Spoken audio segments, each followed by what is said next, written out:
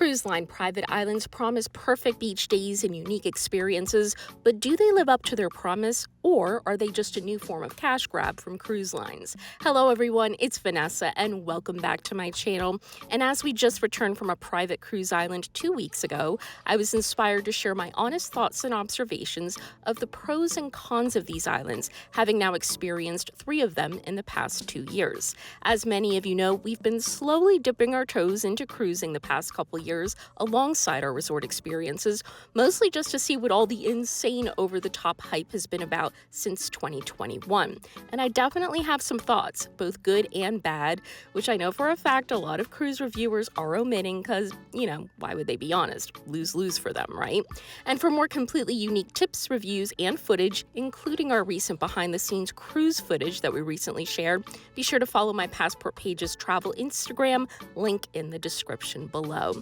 And without further ado, I'm very excited to share my experiences, so let's jump in.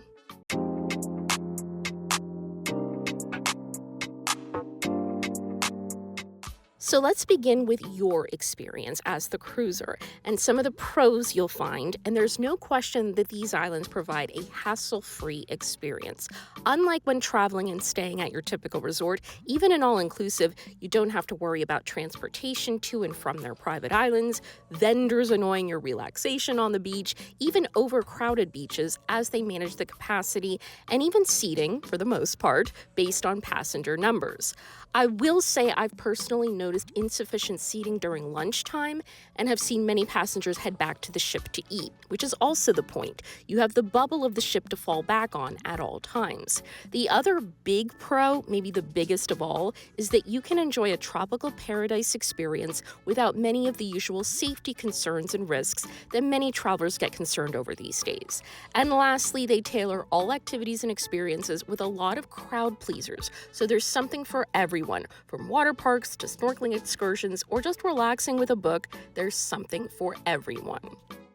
So now let's talk potential negatives in your cruise experience. Ones I've personally experienced myself, and many argue, and I agree, that when you cruise and spend the day on these private islands, you're not experiencing the local culture or getting an authentic experience. As I stated earlier, you're in the cruise bubble, so whether you're on a private island in the Bahamas or off the coast of Mexico or Haiti, you're not seeing what these cultures or locals have to offer, and you're not helping the local economy either by financially supporting these places outside of the cruise environment, which is such a shame. However, and I know I'm going to get criticized for this, I believe that not all of the blame lies with the cruise lines. On the few cruises we've taken, all of which have private island destinations, while most passengers do get off at the private islands, very few get off the ships at the general ports. It's crazy.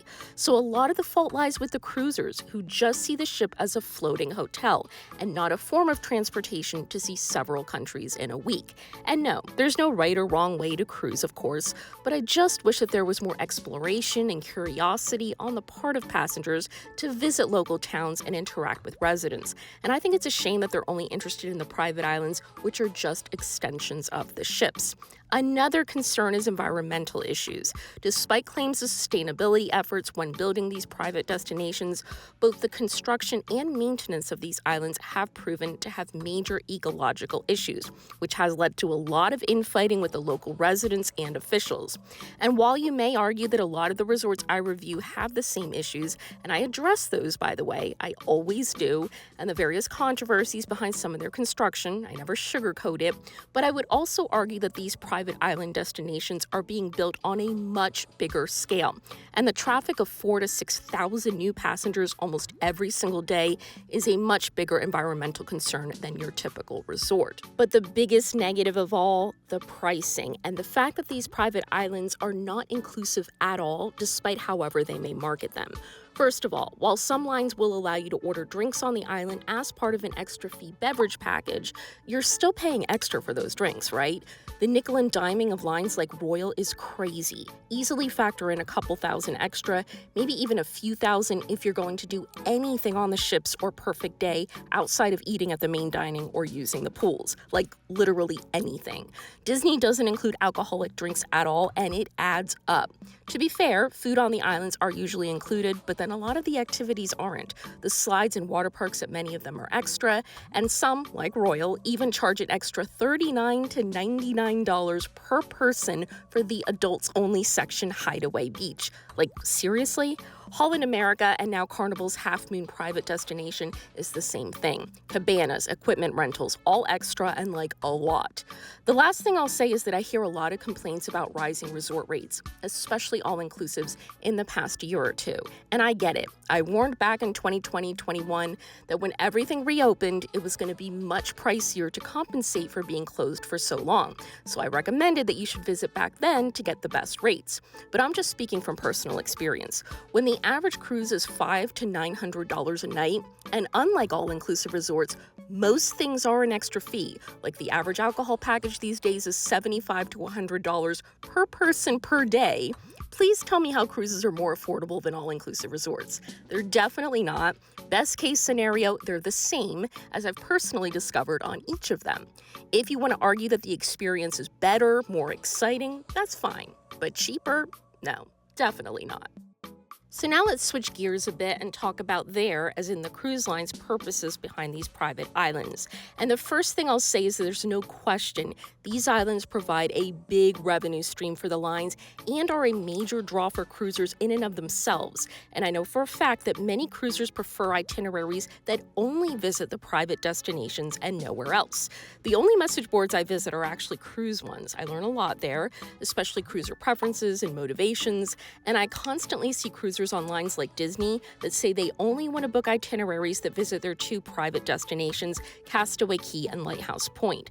And honestly, I'm not going to demonize the cruise lines for this. They know what the customers prefer, and why wouldn't they want to capitalize financially from it? It makes perfect sense. So now let's talk the future and what I think it will look like. And of course, this is purely speculation on my part, but based on the patterns of the past 2 to 3 years, it seems like as both cruising demand and popularity of these private destinations hasn't slowed down at all, I believe the lines will only continue to add more stops and locations and invest a lot of money into more of the same, which of course probably means higher rates for the customer in order to pay for it all. And then that of course raises the question, at what point will the customer be priced out? As someone who just started cruising the very beginning of 2023, it's shocking how much cruise rates have gone up and how much more nickel and diming there is now than even a couple of years ago. So only time will tell how it all plays out in cruising and travel in general, and we'll see who wins this continuing battle between these brands constantly raising rates and the consumer saying no more. So from time to time, I like sharing videos on my general thoughts and observations in travel, but more importantly, I'd love to hear your thoughts on the future of cruising and their private island destinations. Are they your preference? Do you think cruising is getting too pricey for the average traveler? Are you loyal to a specific brand? And for more reviews, tips, and a peek into our travels, including our latest cruise, be sure to check out my Passport Pages travel Instagram, and I hope to see you all very soon. Bye, everyone.